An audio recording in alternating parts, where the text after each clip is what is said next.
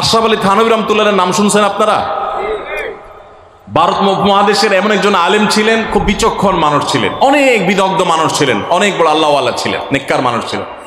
তো থানভী রহমাতুল্লাহর কাছে এক লোক এসে বলল, হুজুর, আমার বাসায় যখনই যাই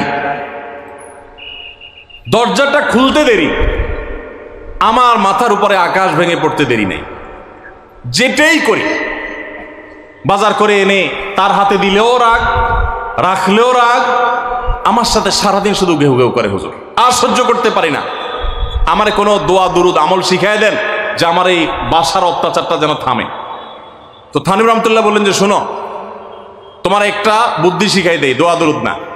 বুদ্ধি হলো, এখন থেকে বাসায় গিয়ে দরজা নক করবা, যে নক করার আগে 1 মিনিটের মোরাকাবা করবা। কি করবা? মোরাকাবা বুঝেন? ধ্যান, ধ্যান। এটা কল্পনার জগতে ডুবে যাবা 1 মিনিটের জন্য, জাস্ট 60 সেকেন্ড।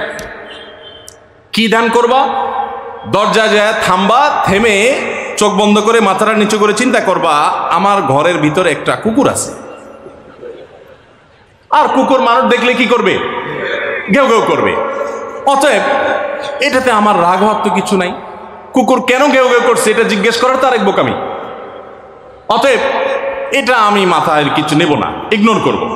কুকুর থাকলে কুকুর তো ঘেউ ঘেউ করবেই, এটা চিন্তা করে এরপরে বিসমিল্লাহ পড়ে নক করবা।